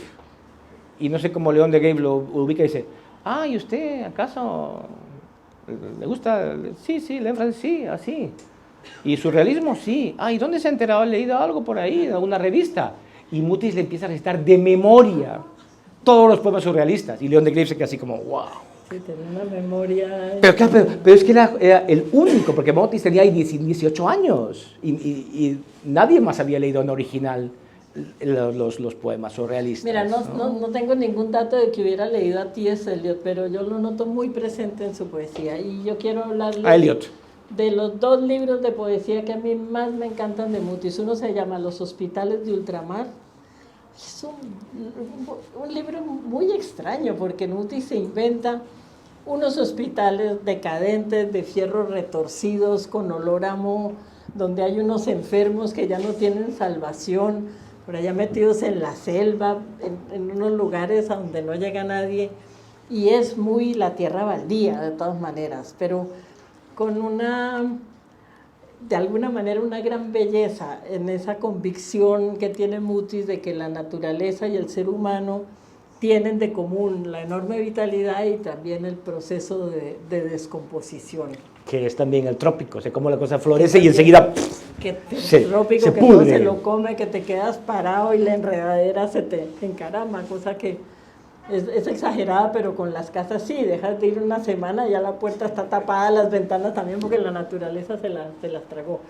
Los hospitales de ultramar, que a mí me recuerda mucho, si han leído a Dino Buzzati, el séptimo piso, que es también una especie de hospital donde los enfermos por pisos están en situación cada vez más grave, hasta el final, que ya es cuando ya no están más. Y el otro libro que me fascina, que me parece muy contemporáneo porque refleja esa sensación de fin del mundo que con estas guerras atroces, con la pandemia, yo creo que a todos nos invade esa sensación de fin del mundo, se llama Los elementos del desastre. Un libro magistral, donde uno lee y siente un poco la identificación con esa potencia que traga y que de alguna manera exige un replanteamiento de la vida, un renacer, que es el desastre. Y Mutis lo describe maravillosamente en ese libro, Los elementos del desastre. Y una cita que mi hijo me dice, no la cites más, pero a mí me encanta, que es de Maurice Blanchot, que hablando cómo escribir el desastre, cómo se escribe el desastre, y que me parece muy propia de Mutis. Y Blanchot dice, sin referirse a Mutis, a su filosofía, pero dice, no escribimos el desastre nos escribe a nosotros. Que yo creo que es una sensación que tenemos todos en estos días.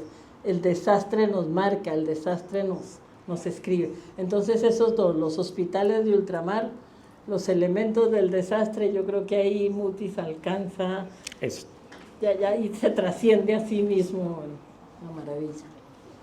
Y Pushkin también. Pushkin le encantaba. Leía en traducciones francesas, porque en español han llegado a menudo no directamente del ruso, ahora sí están llegando muy buenas traducciones desde el ruso, pero al francés llegaba muy bien porque había muchos eslavistas franceses. Entonces Mutis ha leído Gogol, Tolstoy, Dostoevsky, todo en francés, y lo ha leído muy bien. Chekhov, por supuesto, pero Pushkin es lo que adora y habla siempre. Además sale mucho el poeta de la muerte de Alexander Sergeyevich Pushkin, y es la figura de él también, ¿no? que también le fascina a Mutis.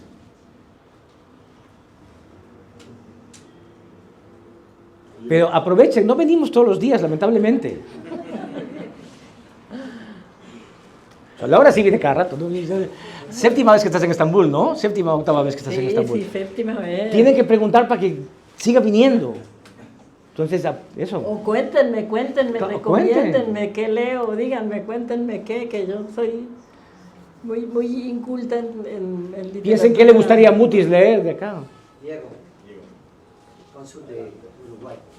Cónsul de Uruguay, muy buenas tardes, muchísimas gracias, muy apreciado vuestra participación y vuestra luz sobre Mutis. Creo que nos ha quedado clarísimo lo que pensaba y más o menos su idear a través de su literatura, sus libros y demás.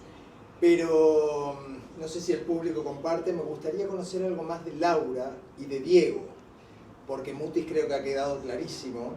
Quiero saber que nos den como final algo de ustedes, de ustedes como personas, de ustedes como poetas, de ustedes como escritores que son. Entonces, mi pregunta va por acá y capaz que se las complico. Laura y Diego, ¿qué pensáis vosotros de la muerte? ¿Y qué quisierais que en ese momento, en el cerrar de los ojos, hubieran agarrado, hubieran conquistado en vuestras vidas, como escritores, como seres humanos, o por donde ustedes lo vean? La famosa frase de, bueno, cuando termine la vida tendría o quisiera escribir un libro, tener un hijo y plantar un árbol. ¿Cuáles serían esos tres elementos, acciones, hechos en vuestra vida que le pudieran dar ese significado que Mutis decía? ¿Lo quieres ser en un dueño minuto de o en ese dos? momento? 2 minutos. Piénsalo con calma mientras yo leo, porque además el orden es hacia arriba, así que... Bueno, a ver. Primero, a mí me gustaría que me pasaran, no en algunas cosas, pero sí como el de tu paisana, muy amiga de Mutis, Ida Vitale. Tremendamente amiga de Mutis. Yo la conocí ella a través de Mutis. Ella me hizo contacto. La gran Ida Vitale, que gracias a Dios, gracias a nosotros, para nosotros las gracias, nos sigue acompañando después de haber cumplido 100, el día 8 de noviembre, si no recuerdo mal. 100 años. Y está perfecta. Está fabulosa, es increíble como... Y yo la recuerdo a ella, todavía estaba con Enrique Fierro, pero yo tenía 80 y bastantes. Y una gran enseñanza de coquetería sana, mujer, pero como hombre lo mismo, íbamos a decir, se puso toda guapa y dice, estoy bien y estás perfecta, es importante, estén bellos por ustedes mismos, no solo porque sí, porque me han parido así mi madre, me han dado mi padre y quieren que yo siga haciendo todo perfectamente. Entonces primero, intentar hacerlas como Ida, que es una bendición, y por hablar de unos, y a propósito de que está aquí el cónsul oriental, no se pierdan, o sea, dioses como Onetti, Felisberto, por Dios, qué gente tan fabulosa hay. Onetti lo conocí, sí, no, tan increíble. No son solo fútbol, que también, como el Negro Varela. Si no saben quién es el Negro Varela, están tardando. Y ya, bueno, aparte del comentario de aparte, sí me gustaría algo también como ese lado, pero sobre todo lo que hablábamos antes con Laura, el tema de, uno, ser digno de mi destino, o sea, no haber desaprovechado todas las cosas que se han ido dando. A veces tienes mala suerte y no te sale la jugada, pero por lo menos intentar todos los juegos que has podido jugar. Y desde luego, en mi caso, la variante mía es ser digno del destino en cuanto a mis padres, o sea, hacer lo que mis padres han esperado de mí todo el tiempo. Y ahí un poco recomendando de Borges. Borges decía eso, he cometido el peor pecado, que es el no haber sido feliz, pecado contra los padres. Entonces, mis padres, yo vengo de alguna cosa, pero soy hijo único y soy mitad y mitad tal cual, en todos los sentidos. Y lo que quiero es ser digno, y mis antepasados, en el sentido de, veo que hay toda esa corriente de, no solo de sangre, sino de amor, y que me ha llegado a mí, y que no puede ser de otro modo. Entonces, digamos, todo lo que me ha llegado, sobre todo en forma de amor y esperanza, pues intentar hacer algo de lo que estén orgullosos. Creo que eso ya sería, para mí sería una maravilla. Bueno, mira, yo ya he vivido un montón de años, he escrito un pocotón de libros, he estado en 1000 batallas porque me ha gustado mucho la política siempre, pero yo creo que yo soy ante todo madre y yo me puedo morir en este momento sabiendo que cumplí porque dejo un hijo maravilloso.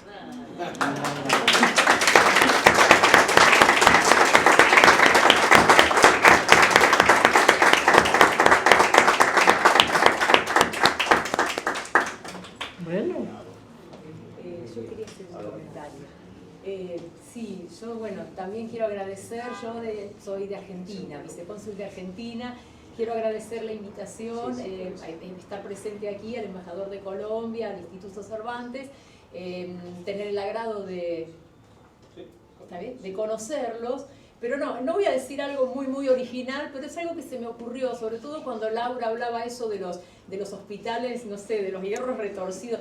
Imágenes, se me ocurre que tal vez con la literatura de Mutis sería interesante, no he leído, confieso, pero bueno, dados estas imágenes que ustedes han brindado a lo largo de toda la charla, que sería interesante alguna vez hacer alguna exposición, como un mix entre literatura y arte, tal vez ya se ha hecho alguna vez, ¿no? Pero me parece que digamos, cuando un autor, ¿no?, con tanta riqueza de imágenes y demás, asociar con cuadros, aunque no se hayan conocido los autores ni tengan nada que ver, pero me parece algo muy interesante.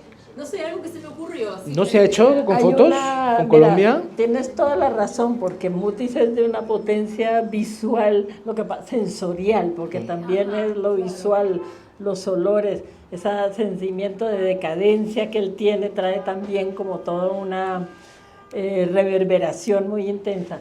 Fíjate que no sé de exposiciones, creo que se podría hacer una cosa bellísima, pero él fue muy amigo de un pintor colombiano que fue un gran pintor, que es Álvaro Obregón, y habla mucho de la pintura de Obregón. Alejandro Obregón. Es un pintor abstracto pero yo siento que Mutis veía en la pintura de su amigo Alejandro Obregón algo que podía ser una representación visual de su obra. Y además ese tipo es increíble, ese sí que es de leyenda, Alejandro Obregón. Esa persona es fabulosa. O sea, la persona Alejandro Obregón, que es el típico catalán colombiano, porque él nace en Barcelona. Y si han visto el libro de la Suma de Macrol del Gaviero, el antiguo, de Fondo de Cultura Económica, que es un cuadro, es Blas de Leso, el defensor de Cartagena, pero es un autorretrato de Alejandro Obregón, como si fuera Blas de Leso. Entonces, Alejandro Obregón, vean, hay un trozo de documental en YouTube sobre la vida de Alejandro Obregón, y es alguien que en los últimos años le decíamos, ¿en qué andas? Y dice, estoy aquí intentando pintar el color del viento. Y lo pintó, ¿ah? No, es que lo de Alejandro Obregón es un personaje, o sea, es el que supera a todos. Dice, ¿cómo meto a Alejandro Obregón al lado de Macrol sin que desluzca a Macrol? Porque Alejandro Obregón es de esas cosas de la vida que, como la vida no tiene que ser verosímil, te puede entregar genios, maravillas absolutas, como era Alejandro Obregón, un tipo realmente asombroso y que demasiado poco conocido para lo genial que es. Es que, ¿sabes?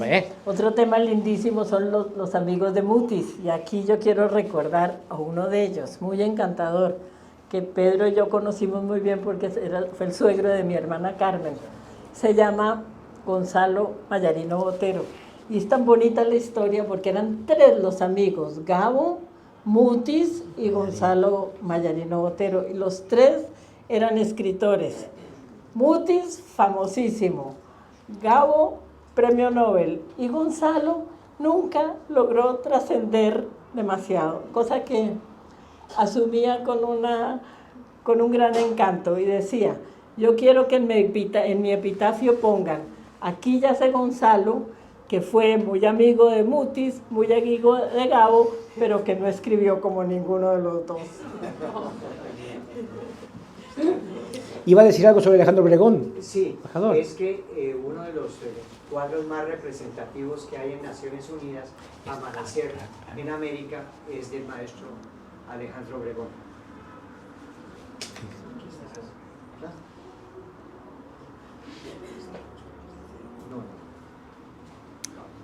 Bueno, pues nada más, muchísimas gracias a todos por acompañarnos, muchísimas gracias a los invitados por estar con nosotros. Tienen que dejarnos ya porque además va directamente al aeropuerto, que vuelan hoy esta noche a Ankara. Recordados que mañana tenemos otra actividad relacionada con el presidente González, el periodista, periodista español, y ojalá tengamos oportunidad de seguir abundando en la figura y en la obra no solo del escritor y del creador Mutis, sino el primer gran relaciones públicas de la historia, que supongo que también ha quedado patente en esta charla diversa y completa. Muchas gracias. Gracias.